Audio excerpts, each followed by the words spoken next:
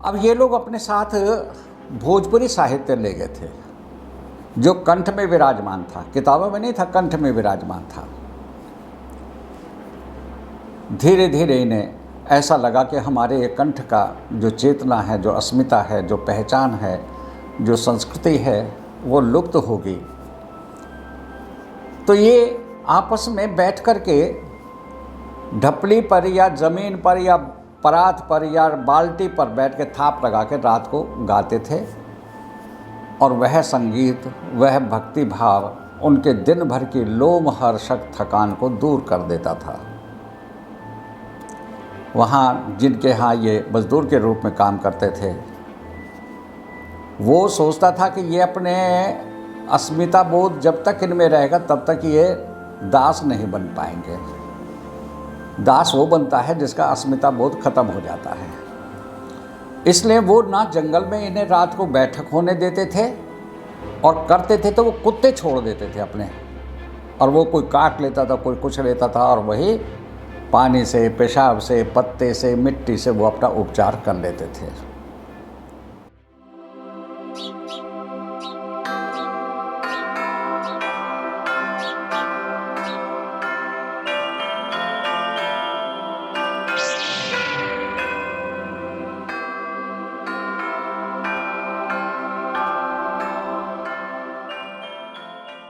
मित्रों, एक वट वृक्ष होता है और वो धीरे धीरे फैलता चला जाता है, और एक स्थिति के बाद फिर उसके जो टहने हैं, उन टहनों से कुछ जड़ें नीचे लटकती हैं और अपने आप में एक वो नए तने की शक्ल अख्तियार कर लेती हैं। ऐसा ही होता है संस्कृति के साथ, भाषा के साथ। आज हम जिस हिंदुस्तान में, जिस भारत में रहते हैं, और हमें लगता है कि भारतीयता का अर्थ कुछ भौगोलिक सीमाएं ही हैं, तो ऐसा नहीं है। भारत से किन्हीं भी वजहों से जो लोग बाहर जाते रहे, तो अपने साथ वो यहाँ की भाषा ले गए, वो संस्कृति ले गई, वो मूल्य ले गए। तो वो कहीं ना कहीं एक बृहत्तर भारतीय संस्कृति का निर्माण करते हैं। वो हमें परिचय देते हैं कि हमारा किस तरह से असल स्वरूप रहा है, और ऐसी हमारी संस्कृति में कौन सी चीज़ें हैं जिनमें वो जिजीविषा के, वो जीवटता के तत्व रहे हैं। तो इससे एक तो हमें ये तसल्ली होती है कि भारतीयता में सब जगह फैलने के, विकसित होने के, अपनी अपनी तरह से बढ़ने के अवसर हैं, और दूसरी ओर ये हमें प्रेरणा भी देती है कि हम क्या जिस जगह पर जैसे खड़े हैं, हमें ठीक वैसे ही होना चाहिए था। मेरा पूरा जो ये भूमिका का काम रहा, वो रहा अप्रवासी भाषा साहित्य उन लोगों के नाम पे। उनको भारत से गए बहुत बहुत साल हो गए, पर भारतीयता उनमें आज भी रचती बसती है। तो भारतीयता, संस्कृति, भाषा, मान्यताएं, जीवटताएं, इन सब विषयों के ऊपर हमने आज निवेदन किया है डॉक्टर वी.डी. शर्मा जी से कि वो विस्तार से इसके ऊपर प्रकाश डालें। वो लगातार इस तरह की जो चीज़ें हैं उनको पढ़ते, समझते और उनके ऊपर बात करते रहे हैं। तो हमारे शहर में मुझे लगता है कि उनसे मुफीद व्यक्ति कोई और इस विषय पर नहीं हो सकता था, तो उन्होंने सहर्ष हमारा ये निवेदन स्वीकार किया है। प्रवासी है, वास है निवास के लिए, और एक नई अवधारणा जब सामने आई तो सोचा कि भाई निवास तो एक जगह रहना है, अगर उस जगह से कहीं जा रहे हैं तो उस स्थिति को, उस प्रक्रिया को, उस संकल्पना को किस शब्द से व्यक्त किया जाए। हिंदी में एक बड़ी सुविधा है, वैसे सभी भाषाओं में है, लेकिन मुझे हिंदी में बहुत अधिक लगती है कि एक शब्द से कितने शब्द बन सकते हैं। मैं उदाहरण के लिए दूंगा, बन अकर्मक क्रिया, आ लगा दिया बना सकर्मक क्रिया, वट लगा दिया भाववाचक संज्ञा, बनावटी लगा दिया ई लगा दिया विशेषण, और पन लगा दिया तो भाववाचक संज्ञा। बन में आ, बना, बना में वट, बनावट, बनावट में ई, बनावटी, बनावटी में पन, बनावटीपन। ये जो भाषा का रचना सामर्थ्य होता है, ये हमें बहुत सारे शब्द देता है, नए नए शब्द देता है, और नए शब्द ही नहीं, प्राचीन शब्दों को नई अभिधा, लक्षणा, व्यंजना भी दे देता है। बहुत पहले ऑल इंडिया रेडियो था, सोचा इसका हिंदी रूपांतर क्या किया जाए। तब पंत जी का ऑल इंडिया रेडियो से संबंध था, उन्होंने कह दिया आकाशवाणी रख दो।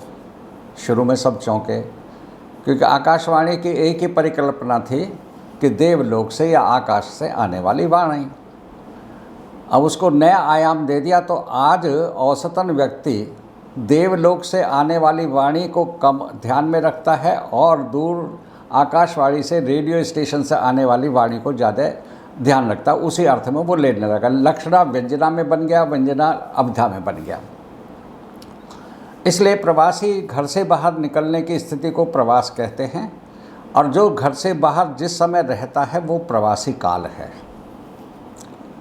अनेक लक्ष्यों से, अनेक मंतव्यों से, अनेक विवशताओं से प्रवास की स्थिति को सहना, लाभ उठाना, यश अर्जित करना हो सकता है। वास्को डी गामा कोलंबस कष्ट उठाने के लिए नहीं गए थे, कष्ट उठाने के बाद में अपने देश, अपने धर्म, अपनी संस्कृति, अपने अस्मिता को बहुत बढ़ाने के लिए वो इस काम के लिए इतने कष्ट उठाए थे। और ये तो कुछ सफल नाम हैं, न जाने कितने ही थे जो समुद्र में डूब करके और अनाम लुप्त हो गए। लेकिन वंचक जी के कविता की पंक्तियाँ, तीर पर कैसे रुकूं मैं, आज लहरों में निमंत्रण। तो इसलिए प्रवास में जाकर के व्यक्ति अनेक प्रकार के प्रयोजनों की सिद्धि कर सकता है। बात रही प्रवासी भारतीयों की, विद्रोह में गरीब आदमी की मसल पावर काम करती है, अमीर आदमी की धन पावर काम करती है। इसलिए बिहार और पूर्वी उत्तर प्रदेश विद्रोह के मामले में बहुत आगे थे। तो ब्रिटिश सत्ता ने सोचा कि भाई एक पंथ दो काज हो जाएंगे, ये यहाँ से निकाल लिए जाएं, और छोटे छोटे टापू जो उन्होंने अपने अंतर्गत, अपने अधीन कर लिए थे, समुद्र में टापू थे, टापुओं का समूह था, उन पर उन्हें ले जाने की योजना बनाई। तो यहाँ से सबसे पहले कहते तो ये हैं कि 1700 कुछ में कुछ भारतीय मॉरिशस जैसे कुछ टापुओं पर ले जाए गए, सज़ा के रूप में ले जाए गए थे, लेकिन उनका रूपांतरण लाभ के रूप में कर लिया, मजदूर बना करके।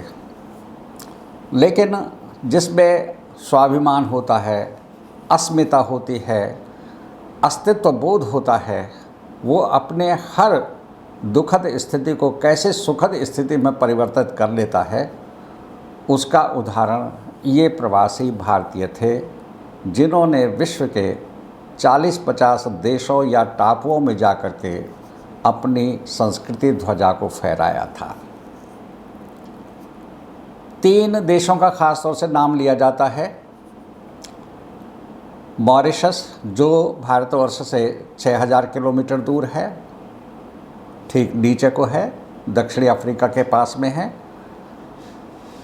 दूसरा ऑस्ट्रेलिया वगैरह पूर्वी क्षेत्र में फिजी है, और अमेरिका, दोनों अमेरिकाओं के जड़ों में छोटे छोटे टापू हैं जहाँ पर भारतवंशी ले जाए गए। उनके अनेक टापुओं को मिलाकर के उसे सूरीनाम भी कह लेते हैं, ट्रिनिडाड है आदि।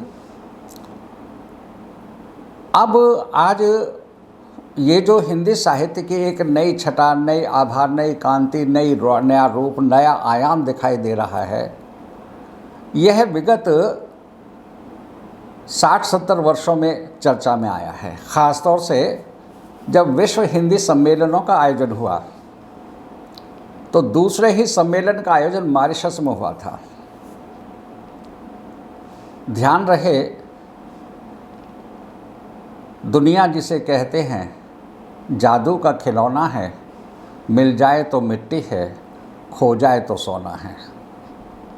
भारतीय पर्व, भारतीय वेश, भारतीय खान पान, भारतीय चिंतन, भारतीय मूल्य भारतीयों के लिए आज भले ही महत्वपूर्ण और सार्थक और उपादेय या प्रासंगिक न रहे हों, लेकिन उन लोगों से जाके पूछो, वे आज में महावर ऐसे रचाते हैं जैसे हमने पैरों में पायल पहन ली हों, जैसे हमने उंगली में बिछुए पहन लिए हों। बिना महावर के ना सतीत्व है, ना नारीत्व है, ना गृहस्थ है, ना भारतीयता है। हमारे यहाँ महावर अब शब्दकोशों में रह गया है, या कभी आदिवासी, वनवासी, जनवासी क्षेत्रों में जाएं तो वो बेचारी लगा लेती हैं। इसलिए विद्वानों ने कहा है, लक्ष्मीवाल संजीवी ने खास तौर से कहा है कि प्रवासी जब चलता है तो अपने साथ अपनी संस्कृति को लेके चलता है, अर्थात जो मूल्य उसे यहाँ एक परंपरा मात्र दिखाई देते हैं, वहाँ वो उसके लिए प्राण तत्व बन जाते हैं। 1834 में मॉरिशस, पूर्वी उत्तर प्रदेश और बिहार से कुछ लोगों को एक विशेष भ्रम, आकर्षण और एग्रीमेंट के अंतर्गत ले जाया गया कि आपको हम ऐसे देश भेज रहे हैं जहां सोना ज़मीन में दबा हुआ है और वहां आप जाकर के सोना निकालना और केवल 5 साल के लिए जाओ, खूब संपन्न होकर वापस लौटोगे। चले गए। रास्ते के जो आपदा संकट हैं, आप कल्पना कीजिए कि नावनुमा स्टीमर में बैठ करके और 6000 किलोमीटर का सफ़र तय करना 6 महीने से कम समय नहीं लगता था। वही समुद्र का पानी पीना है, वहीं शौच करना है, वहीं नहाना है, वहीं धोना है, वहीं भोजन है, वही पानी है। कोई अन्न के बोरे और रोटियों के थांग लगा करके नहीं ले गए थे। नीचे से मछली पकड़ी, कच्ची खा ली, आग की भी कोई व्यवस्था नहीं थी। इसलिए सनातनी मन कितना ही तामसी हो गया हो, लेकिन उनमें से 3/4 तो रास्ते में ही भूख से, प्यास से तड़फ के मर गए थे। केवल कुछ ही वहाँ पहुँचे थे।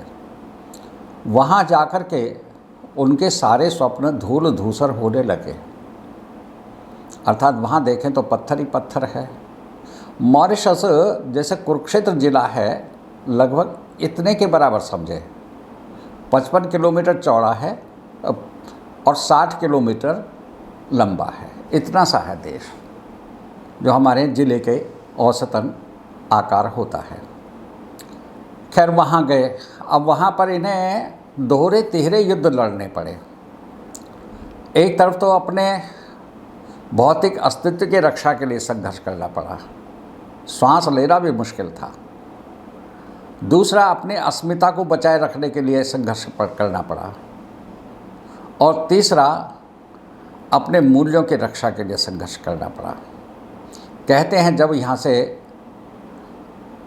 वो लोग गए थे भारतवंशी, तो वो अपने साथ 2-3 चीज़ ले गए थे। एक गंगा जल, दूसरे हनुमान चालीसा और तीसरे ओम जय जगदीश हरे। मैं एक उदाहरण दूंगा कि ओम जय जगदीश हरे जो हमारे लिए सामान्य से गीत है, भजन है, कविता है, आरती है।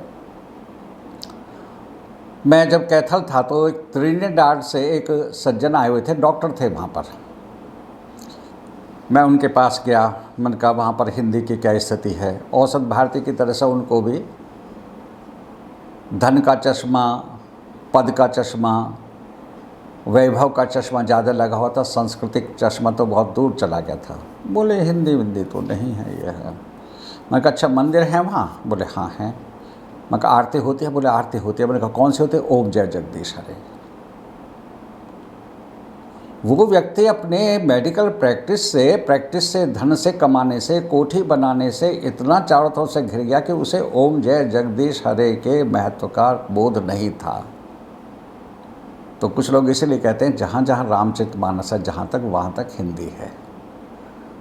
व्यक्ति पढ़ रहा है, सुना रहा है चौपाई, तो वो हिंदी जानता है, हिंदी के प्रति समर्पित है। तो ऐसा ही भाव मॉरिशस जाने वालों का रहा। उसके बाद 30-40 साल बाद सूरीनाम जाना पड़ा, उसके बाद फिजी जाना पड़ा। तो बहुत सारे देश हैं जो छोटे छोटे टापू हैं, लेकिन अंग्रेज़ों ने और फ्रांसीसियों ने, डचों ने इन टापुओं पर ही अपना कब्जा कर लिया था। अब ये लोग अपने साथ भोजपुरी साहित्य ले गए थे, जो कंठ में विराजमान था, किताबों में नहीं था, कंठ में विराजमान था। धीरे धीरे इन्हें ऐसा लगा कि हमारे ये कंठ का जो चेतना है, जो अस्मिता है, जो पहचान है, जो संस्कृति है, वो लुप्त होगी। तो ये आपस में बैठ कर के ढपली पर या ज़मीन पर या परात पर या बाल्टी पर बैठ के थाप लगा के रात को गाते थे, और वह संगीत, वह भक्ति भाव उनके दिन भर की लोमहर्षक थकान को दूर कर देता था। वहाँ जिनके यहाँ ये मज़दूर के रूप में काम करते थे, वो सोचता था कि ये अपने अस्मिता बोध जब तक इनमें रहेगा तब तक ये दास नहीं बन पाएंगे। दास वो बनता है जिसका अस्मिता बोध खत्म हो जाता है। इसलिए वो ना जंगल में इन्हें रात को बैठक होने देते थे, और करते थे तो वो कुत्ते छोड़ देते थे अपने, और वो कोई काट लेता था, कोई कुछ लेता था, और वही पानी से, पेशाब से, पत्ते से, मिट्टी से वो अपना उपचार कर लेते थे। लेकिन एक अच्छी बात रही कि ना तो भारत से इनका संबंध टूटा और ना भारत ने इनको अपने से दूर होने दिया। इसलिए सनातन धर्म अपनी तरह से वहाँ पहुँचा, आर्य समाज अपनी तरह से वहाँ पहुँचा, और वहाँ जाकर के उन्होंने इनके जख्म पर, इनकी निराशा पर मरहम लगाना प्रारंभ कर दिया। 1901 की बात है, दक्षिण अफ्रीका से गांधी जी जहाज़ में आ रहे थे, पानी का ही था, हवाई जहाज़ तो कहाँ उपलब्ध था। तो उनके कुछ खराबी आ गई, उन्हें 15-20 दिन मॉरिशस रुकना पड़ा। वो घूमे और उन्होंने यही कहा कि तुम 2 काम करो, एक तो अपने बच्चों को शिक्षा दिलाओ, और दूसरा राजनीति में भाग लो। बस 2 काम करने हैं। शिक्षा का मतलब साक्षर बनाना नहीं था, संस्कृति बोध था, अध्यात्म बोध था, दर्शन बोध था, संस्कृति बोध था, परंपरा बोध था। सब साहित्य में ही तो है, शिक्षा में ही तो है। व्याकरण की शिक्षा नहीं, संस्कारों की शिक्षा। तो ऐसा करते करते वहाँ गांधी जी के जाने से एक दखल भी हुआ, और धीरे धीरे वो, तो कुल मिलाकर के ये ऐसी पृष्ठभूमि है जो चाहे मॉरिशस की हो, चाहे फिजी की हो, चाहे गोयाना का हो, चाहे त्रिनिदाद का हो, सब जगह न्यूनाधिक यही स्थिति उन लोगों की रही।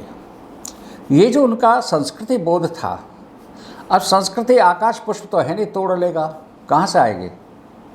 गीतों से, लोकगीतों से, साहित्य से, भजन से, इनमें संस्कृति विद्यमान है।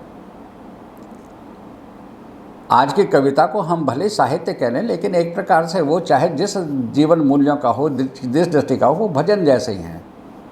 और भजन मानते हैं तो हृदय में स्थान पाता है, वरना तो एक कान से सुना, दूसरे कान से निकाल दिया। फिर कुछ परिवार आ गए। एक भगत परिवार था, उन्होंने मकान वहाँ बना लिया जैसा तैसा, और उसके बाद में वहाँ जब हिंदी के लिए आग्रहशीलता और उसकी प्रासंगिकता, उपयोगिता, प्रयोजनशीलता को देखा, तो उन्होंने अपनी सारी संपत्ति को बेच करके और उस हिंदी भवन पर लगा दिया। क्योंकि उन्हें पता है संपत्ति तो जब हमारी भारतवर्ष में ही नहीं रही, यहाँ से भागना पड़ा तो यहाँ ही क्या रह जाएगी। और ये भारत पाक विभाजन के समय के लोगों से अगर पूछो तो वो यही कहते हैं, बड़ी बड़ी अटालिकाएँ हमें छोड़ के आना पड़ा। तो इसलिए संस्कृति स्वाभिमान देती है, स्वाभिमान शौर्य देता है, शौर्य संघर्ष शक्ति देता है, और ये संघर्ष शक्ति ही कहीं टिके रहने के लिए, बने रहने के लिए, आगे बढ़ने के लिए एक उपकरण के रूप में साधक होती है। तो वहाँ पर छोटी सी पत्रिका 1909 के करीब में निकली, जिसमें होली वगैरह पर कविता थी। आज हमारे लिए वो बड़ी सामान्य सी बात है, लेकिन वहाँ पर विषम परिस्थितियों, विषम धर्म में, विषम चेतना के लोगों में, वहाँ के जो मूल निवासी हैं वो क्रियोल हैं, क्रियोल जो मेडागास्कर से जो दास और गुलाम बना के लाए गए थे हबसी, वो वहाँ के मूल निवासी हो गए। अब क्रियोलों में और इनके बीच में भाषा का अंतर है, जीवन मूल्यों का अंतर है, संस्कृति का अंतर है, बड़ा मुश्किल है उनके बीच में रहना। खैर, तो साहित्य लिखा गया, लेकिन कोई मॉरिशस में कोई प्रबंध काव्य, महाकाव्य लिखा गया हो, ऐसी स्थिति नहीं है।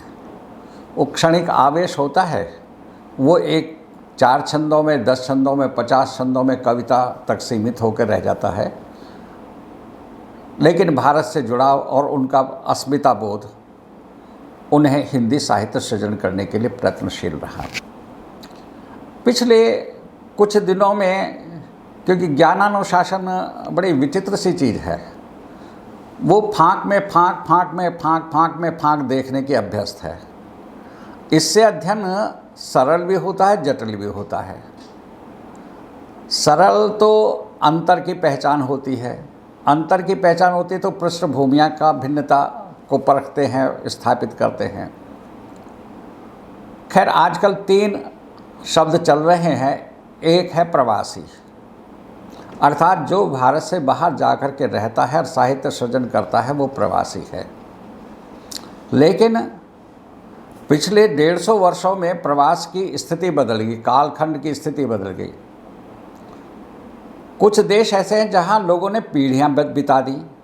150 वर्ष में 4-5 पीढ़ियां निकल जाती हैं, एक पीढ़ी 40-50 वर्ष की होती है।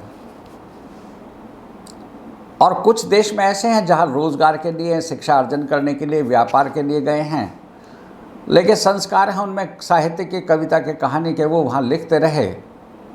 हाँ, उनके लेखन में भारतीयता तो थी,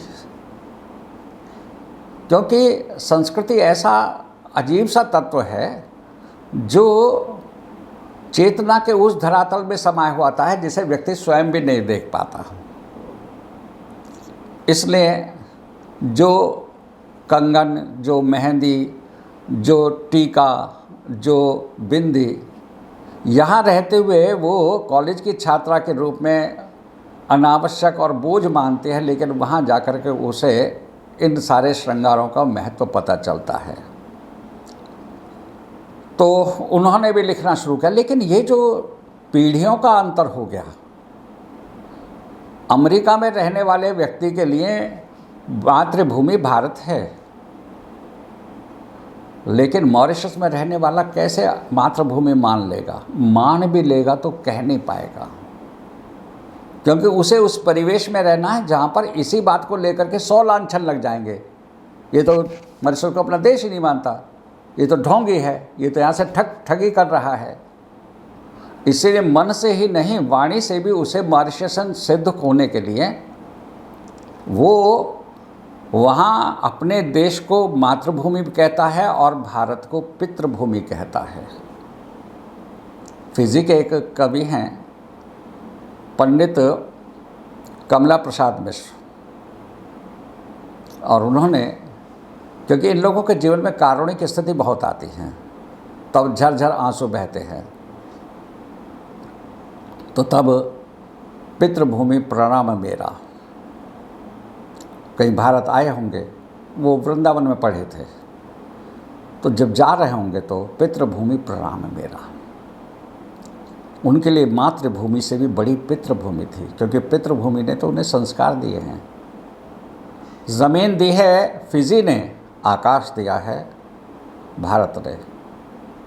तो इनका जो दोहरा तिहरा चौहरा जीवन जीना पड़ता है, उसको इन्होंने बहुत ही कारुणिक स्थिति में व्यक्त किया है। तो इस प्रकार से मॉरिशस में हिंदी का प्रचलन हुआ, और वहाँ धीरे धीरे आज साहित्य सेतु ही है जो मॉरिशस और भारत को एक बनाए हुए है। और आज दूसरा विश्व हिंदी सम्मेलन ही मॉरिशस में नहीं हुआ, बल्कि वहाँ 2 विश्व हिंदी सम्मेलन हुए।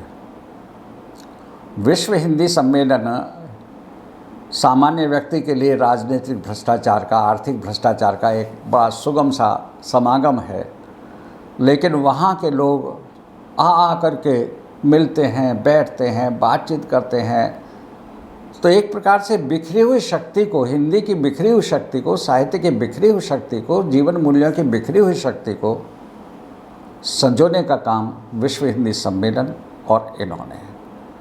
अब जब अमेरिका, कनाडा, ब्रिटेन के साहित्य को देखें, भावी भारतीयता अनुगुंजरित हो रही है, लेकिन मॉरिशस, फिजी, गुयाना की, त्रिनाड की और सूरीनाम की साहित्य की व्यंजना कुछ भिन्न है। गरीब लिखता है आत्मा से लिखता है, अमीर लिखता है बुद्धि से लिखता है। तो ये बौद्धिक प्रखरता इन यूरोपीय और अमेरिकी देशों में, अमेरिका के साहित्य में मिलती है, लेकिन जो आत्मिक प्रखरता है, आत्मिक पीड़ा है, आत्मिक चित्कार है, वो इस साहित्य में है। इसलिए मॉरिशस के एक कवि हैं चिंतामणि, उन्होंने कहा उस आदमी से जाकर कह दो हिंदी मेरी भाषा है। हिंदी ऐसी चीज़ है जो अमूल्य है, हिंदी ऐसी चीज़ है जो बहुरत्नी है। अर्थात आग्रह कर रहा है कि मेरी भाषा है, उसे मैं मिटने नहीं दूंगा, छुपने नहीं दूंगा, उलटने नहीं दूंगा। वो बोलने के लिए, उसके लिए जैसे हम गायत्री मंत्र, महामृत्युंजय मंत्र को बिना अर्थ ग्रहण किए भी ये सोचते हैं ये हमारे संकट मोचक हैं, वैसे वो हिंदी कविता के माध्यम से, और वो बोल रहे हैं तो सुनने वाले भी, अगली वाली पीढ़ी भी समझ रही है। लेकिन परिवर्तनशीलता जगत का सत्य है, इसलिए अब इन देशों में जिन्हें आप्रवासी, यूँ लगाया मैंने या कुछ लोगों ने लगाया है, मैंने उस पर आग्रह किया है। आ है पूर्णता के लिए, आकंठ, आजीवन, तो वहाँ पर आप्रवासी का मतलब पूर्णता प्रवासी हैं, जिनका वोटर कार्ड वहाँ है, ज़मीन वहाँ है, यहाँ नहीं है। त्रिनिडाद के राष्ट्रपति को, नाम मैं उनका भूल रहा हूँ, जब भारतवर्ष आना था तो उन्होंने भारत सरकार से ये कहा था मेरा गांव ढूंढ के बतला, चिन्हित कर लो, मैं उसे देखूंगा ज़रूर। अब यहाँ खूब ढूंढा, नहीं मिला। वासुदेव पांडे,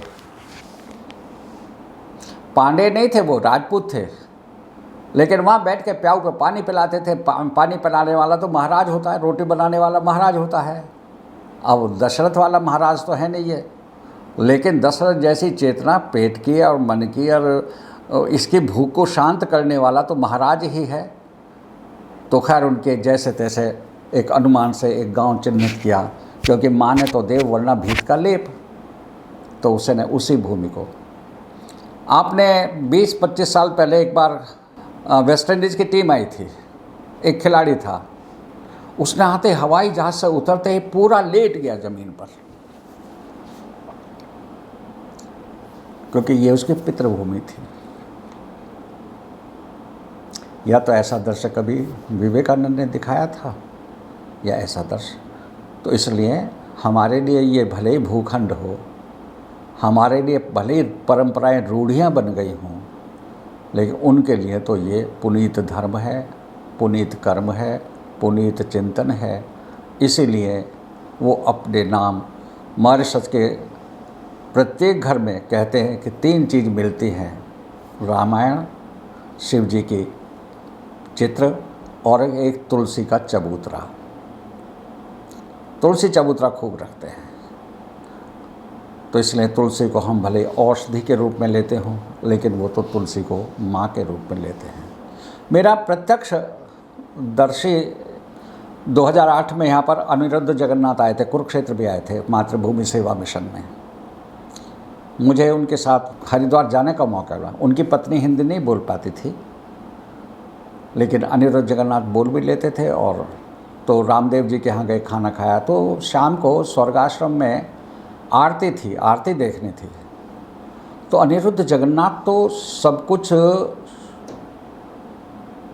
भाषाई धरातल पर अनुभूति कर रहे थे।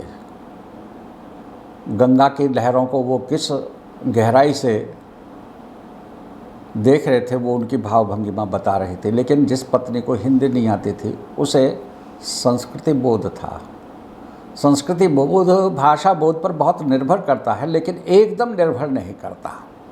कहते हैं, अंग्रेजी में कहावत है, sweet are the uses of adversity, अर्थात अपवाद में, विषाद में अवसर तलाशना।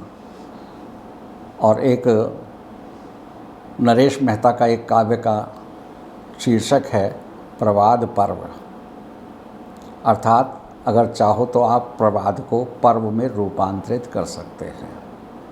तो ये जो इन लोगों ने प्रवाद को पर्व में बदला है, गैर भारतीय को भारतीय बनाया है, गैर भारतीय मूल्यों को वहाँ पर स्थापित किया है, रक्षा की है, मन प्राण से जूझ के रक्षा की है, तो यह साहित्य हिंदी साहित्य को नई आभा ही नहीं देता, वैश्विक विस्तार देता है। आज अगर कभी हिंदी के ऊपर बात आए तो यही अप्रवासी अप्रवासी देशों के तरफ से भारत का समर्थन होता है, जो मजबूरी में गए थे, अनचाहे गए थे, भ्रम में गए थे, भूल में गए थे, लेकिन उनका अनचाहा प्रवास, अनचाहा गमन, अनचाही स्थितियों में रहना ही आज हिंदी के लिए भारतीय जीवन मूल्यों के वरदान स्वरूप है। जब कोई बात उठती है भारत पर, तो वो लोग सोचते हैं भारत एक देश नहीं, एक संस्कृति है। ये अभिमन्यु अनंत, वह अनजान अप्रवासी देश के अंधे इतिहास ने न तो उसे देखा था, न तो गूंगे इतिहास ने कभी सुनाई उसकी पूरी कहानी हमें, न ही बहरे इतिहास ने सुना था उसकी चित्कारों को, जिसकी इस माटी पर बही थी पहली बूंद पसीने की, जिसने चट्टानों के बीच हरियाली लहराई थी, नंगी पीठ पर बांसों के कोड़े बौछारें खाई थी, बहा बहा कर लाल पसीना, वह पहला गिरमिटिया इस माटी का बेटा, जो मेरा भी अपना और तेरा भी अपना।